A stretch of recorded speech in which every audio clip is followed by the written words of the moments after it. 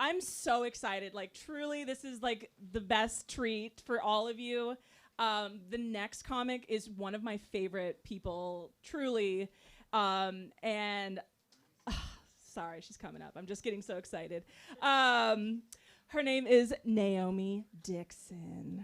Give it up for the queen, please.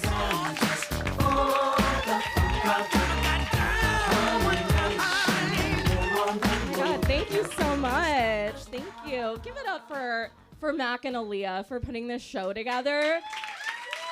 This is a room full of emos and gays and I've never felt more at home in my life. Are you joking? First of all, I got the drip.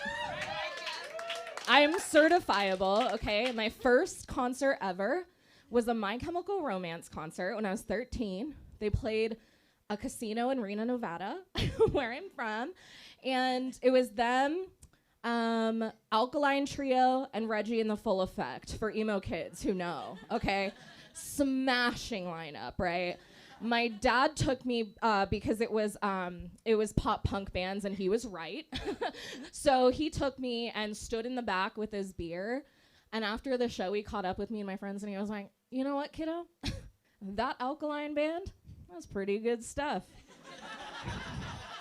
And so later that day, my dad and I both joined Sarah's dad's Girl Scout troop. And now we're bisexual, so it's great. Also, can we talk about the fact that Kelly did that poll about peeing on someone? And first of all, I notably gave that answer that I do not want that, right?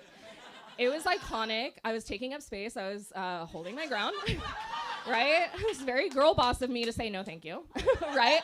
Tell me why my fucking husband rose his hand yes. And this is the first I'm hearing of this? Excuse me, our car ride home is gonna be a little spicy.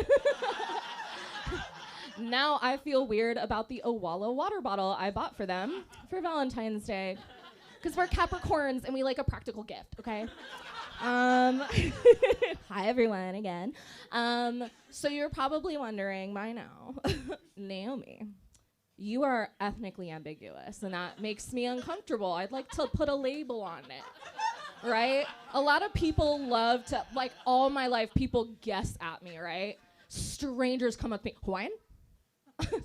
I'm like, excuse me, it's hello. Or aloha, you know? Or aloha. If you think I'm Hawaiian, fuck. Right? So I'm just gonna lay it all out for us, okay? And then we can move on. All right? I'm half white and I'm half Okinawan. Yay! For those of you who don't know where that is, same. Yeah. For those of you who don't know where that is, I'm also unfamiliar, yeah. A little bit about Okinawa is that it's an island so nice, it got colonized twice. Yeah. Double occupation, girl boss, double occupation. Yeah, Japan and the military both kind of have a foothold in my motherland. And it's caused me to have a generational curse on the mom's side of the family. My mom's from Okinawa. So we have a generational curse. We have an ancient Okinawan curse, right? And that curse is that we can't stop marrying white men.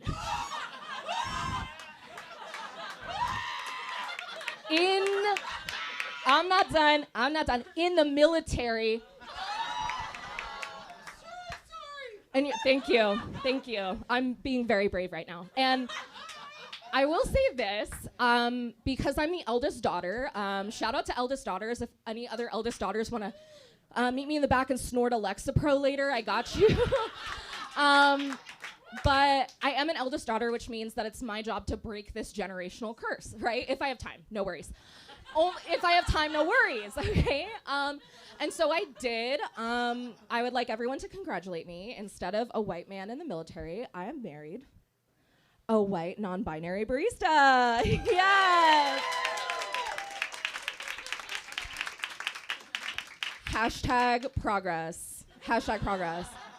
Although my partner does work at Starbucks, which is basically the military for queer youth. So They're raising the children. They're raising the children. It's okay. They're going to be a good dad, and that's why I married them. Yeah, so we're bisexual. We're a bisexual couple. We're bi for bi. Yeah. And that means that we are basically the nucleus of a polycule. So if anyone's interested. No, I love being bisexual. Bisexual culture is me growing up thinking I'm the strangest, most esoteric girl alive. I was like, no one is like me in the world. I'm not like other girls, because it was like 2008 when we were in high school. And then I moved to Portland, and I was like, oh. I moved to Portland, and I was like, a lot of you bitches like Fiona Apple. A lot of you bitches like Fiona Apple. That's supposed to be my bag. So, looks cute on you, but that's me. Yeah, that's bisexual culture for ya. Being a biracial person also means I have to code switch very often, right? So I act differently a little bit when I'm around white people versus when I'm around other people of color. Around other people of color, I can feel like I can be my authentic self and share my hopes and dreams and stories from my childhood. And when I'm around white people, I feel like I can say that the future of alternative music really started in 1991 when Nirvana came out with Nevermind. Influenced by the Pixies, of course, and Sonic Youth. Yeah, that's how I code switch, and it's helped me. I've survived. Just with that skill, so kudos to me. Sorry, I keep looking at my notes because I'm an amateur. None of the other comics are doing this. This is as you can tell by my set of skills and my general vibe, I was fired about 5 months ago from my corporate job. It was amazing. I loved it so much. Let me set the scene. This is how everyone dreams of being fired. I wake up, go to my fucking computer dry. No antidepressant, no coffee, no nothing.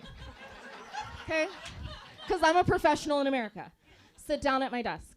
I see there's a meeting on my calendar for my review. I'm like, slay. I don't know what I'm doing. No one else does. I'm curious to find out what happens here. I get a ping from my boss who hates my fucking guts. She's like, hey, Catherine from HR will be joining my meeting. And I wrote back, perfect! Yeah! With 6 smiley emojis. The one with 2 hearts, the sparkle. I was like, love it, can't wait, queen. We get into this meeting, and I'm staring down the lens of the Zoom hole. And my boss is not talking, she's just going like this.